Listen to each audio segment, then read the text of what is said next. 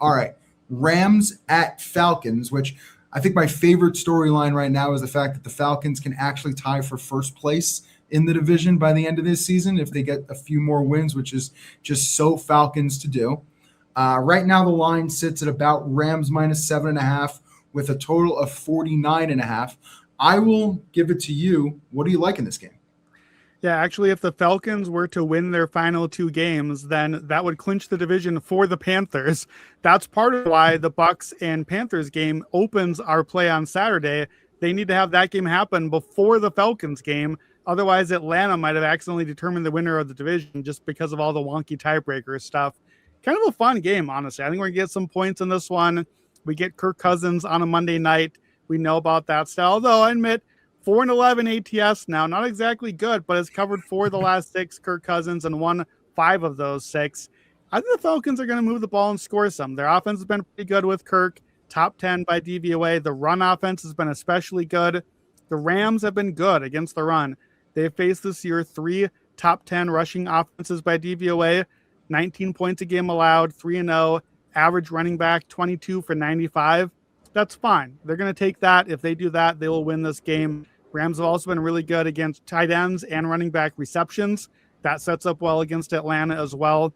I think the defense holds up at least enough. On the flip side, Atlanta's been really good against tight ends. We've talked a lot about that 13 personnel, all those Rams tight ends, no Devontae Adams. So Puka Nacua, 573 yards the last 3 games, at least 167 in all 3. His line in this game is 107.5 receiving yards. That's just the standard over-under, second highest in like the last decade behind Cooper Kupp, who, by the way, is the exact same guy in this offense for Stafford in 2022. If you want Puka 150 yards plus 350, can't hate that. He's hit it 3 weeks in a row. I think the real edge in this game is not the Rams' passing attack. It's their rushing attack. I think they are going to run the ball. They're the number 1 rushing offense, DVOA and success rate. Atlanta, bottom 10 against the run by pretty much any stat you want to pull, EPA, success, DVOA, any of those things. So Kyren Williams and Blake Corum, I think, is going to be a 2-headed monster in this game. I looked at Kyren rushing yard over 62.5. That's hit 80% this year, 70 plus in 7 of 8. I think I agree with Crazy Shorts in the comments. I want touchdowns from these running backs, and I want both of them. Kyren Williams, -110, touchdown in 7 of the last 8. You're giving me that at even money? Yes, please. And Blake Corum has scored a touchdown in 4 straight. He's plus 155 at DraftKings. 2 touchdowns for Corum, 14-1. Just a little nibble on that. And then kind of a fun one, I think. Both guys to get a touchdown. Play it together because you're going to get a little negative correlation boost. You're getting a 4-1 at DraftKings. Both those guys have scored a touchdown in 3 of the last 4 games. There's no Devontae Adams. That means more touchdowns to go around for not Devontae Adams out there. So I just think running back touchdowns in a game where the Rams are going to score a bunch of touchdowns seems like the way to go. If you want a side, I would certainly go Rams or nothing. I make it Rams 9.5. So at 7, I don't mind the play. I do wonder if they come out maybe a little bit slow. You just lost your shot at the 1 seed. It's kind of a bummer of a start. Can you wait and play live below the 7? Can you maybe play just a second half line? The Rams are 10-5 ATS second half. I'd rather do that, but I don't mind a Rams angle as well. I think the Rams get home, get probably the 5 seed if they lock this one up, and then probably maybe rest next week. Wouldn't be surprising to me, but I think they get the job done here. Let's get some running back touchdowns. Kyren, Corum, hopefully both.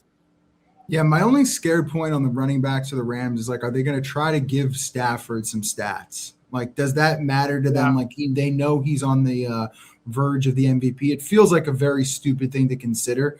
But at this point in the season, like, the Rams should win this game, and that feels like something they might attack at this point, even without Devontae in the red zone. So that would be my only thought process there. Sure. I do see Kyren at plus money in the market, so I think that definitely has some value to it. Blake Corum is just a little short.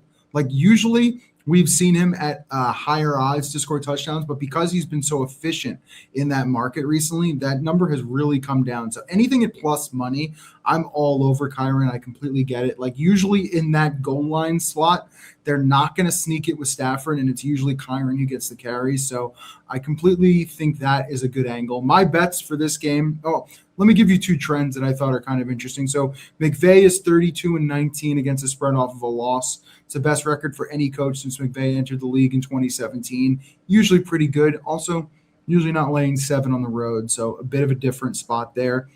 And then I kind of have to get this out of the way because the stigma of Kirk Cousins on Monday Night Football, yes, he did start 0-9 straight up and against the spread, but that has really changed. He's won 5 of his last 6 starts on Monday Night Football. And with the Falcons, he's 2-0. So this is not the old Kirk, at least in terms of that trend that kind of made its way around everywhere. He's been pretty decent lately. My 2 angles on this game is I like Algier to score a touchdown. Usually when they get into the red zone, I can understand that Bijan gets a lot of the receiving work and gets a lot of the long carries. But I think Algier at over 2-1, I can see some work there when they get into the red zone. And then I also kind of have a feeling they're going to stall a little bit with this Rams defense. So I looked at Zane. I really like the over 6.5 kick points. But if that's going to hit, you're most likely also going to hit the over 1.5 field goals, or the Falcons are going to need a lot of touchdowns in this game. So I like the Algier touchdown, and I like the Zane Gonzalez work here. So we will see how that goes. But any thoughts on either of those? Yeah, I like the Algier look as well. I think we're going to get plenty of scoring both ways. I do think the back door could be open for Atlanta, which is why I would look to try to get something below the key number if you can. But that could help the Algier and Zane Gonzalez bets as well.